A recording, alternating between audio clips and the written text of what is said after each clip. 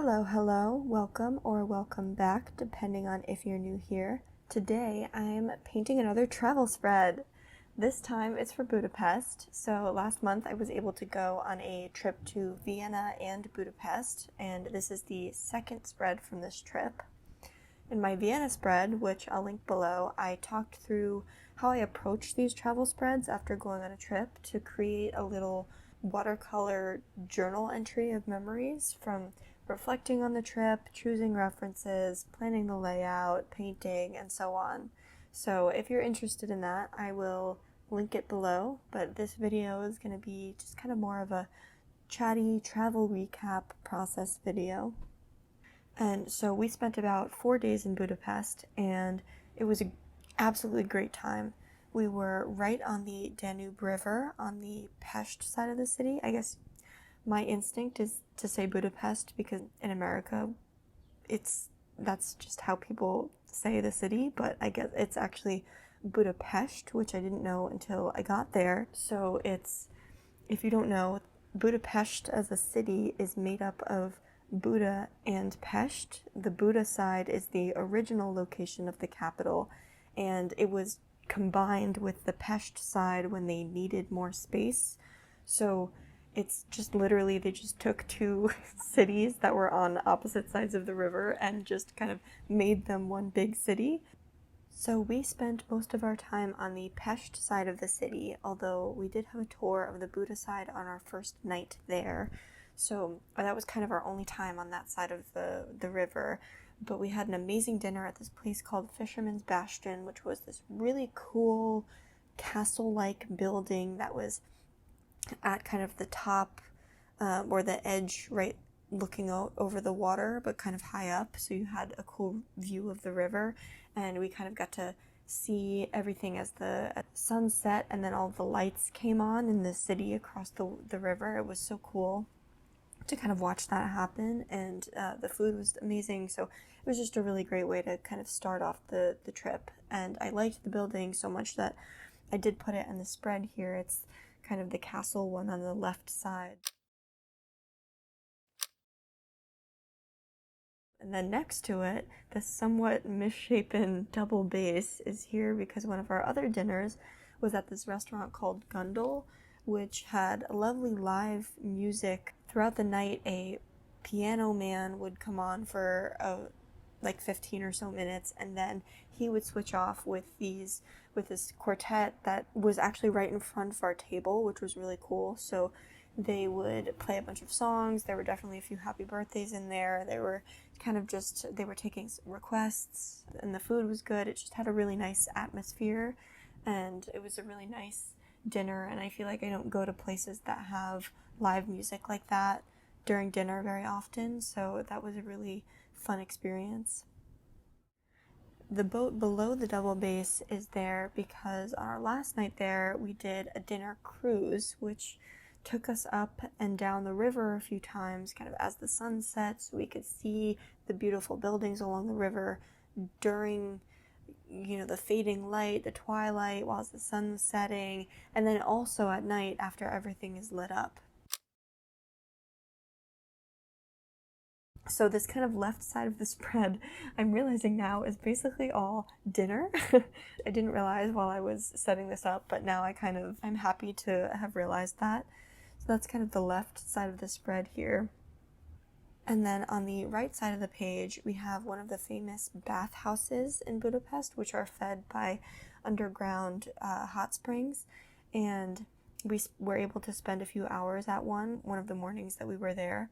And it was fun to kind of walk around and see all of the different types of pools. They have some indoor ones, some outdoor ones, some that are supposed to be medicinal, some that are different temperatures, hot pools, cold pools. I've never been to a bathhouse before, so it was really interesting to see. And it's really, you can tell that this is an old building. It's been here for a long time, but people still come to this very regularly. Both tourists, but also people who live in Budapest will go, and this is just something that they do for health and wellness.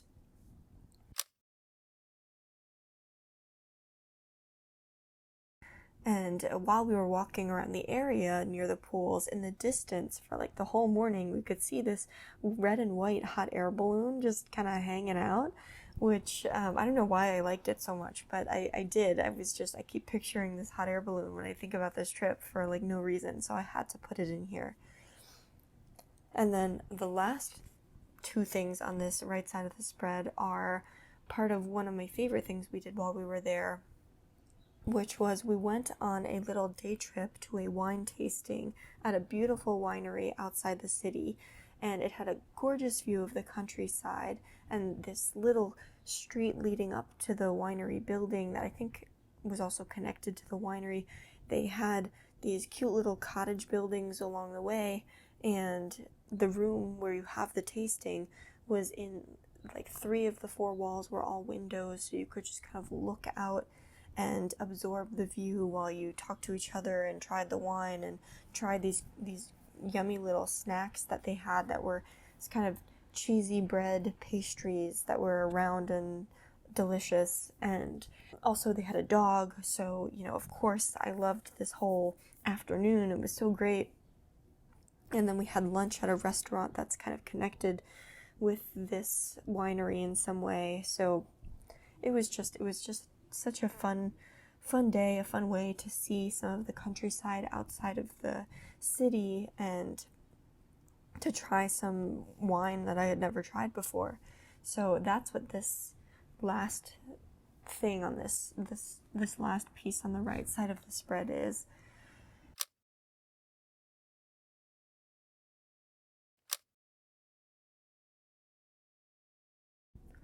All in all, it was just such a great trip.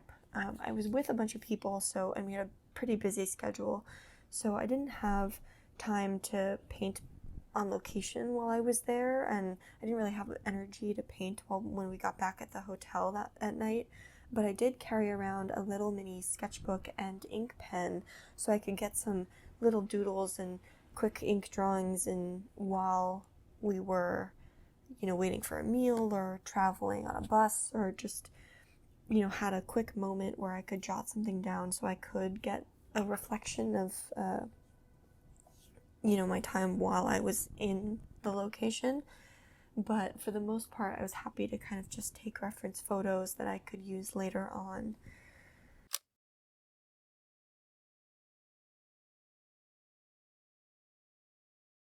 We were lucky this whole time. We had great weather, perfect for walking around and exploring the streets. We did a lot of walking tours and walking around, so the weather was kind of key for this. And there's a couple of street foods that I knew I wanted to try that are kind of everywhere, especially in the touristy areas. But they have chimney cakes, which are kind of round tubes of yeasted dough that if you get them right after they're made, they're warm and they're coated in sugar and cinnamon, and they're just flaky and oh so delicious. And you can get them filled with ice cream or with different coatings, but really just the warm cinnamon sugar one right after it's made was incredible. It was just exactly what you could imagine it could be. It's not overly sweet, and it's not like so filling that you feel gross afterwards. So that was definitely one of my favorite things that I ate while I was there. And then they also have this round flatbread that's deep fried and then covered with sour cream and cheese, and you can get other toppings on it too. It kind of reminded me of a pizza a little bit, even though there's like very different ingredients. I don't know, that was kind of the vibe I was getting. It's called, I think, Langos, and it was delicious, and I miss it terribly. And then, of course, we also tried, they have a lot of really good stews in Hungary, and there's a lot of paprika they use because that's just a big thing in their cuisine. So I tried a lot of things that I've never had before, which, was really great. And this trip was just so lovely. I feel so lucky that I was able to spend some time there. I'd never been there before. There's just so much history in the city, and there's so many beautiful things to see and new food to try, and it was interesting to hear the language. I haven't heard the Hungarian language before being really spoken, so it was just incredible. This was a kind of long and somewhat meandering recap of my trip, but if you've stuck with me this long, I really appreciate you. If you enjoyed the video, please leave a like or a comment and consider subscribing, and I will see you in the next one.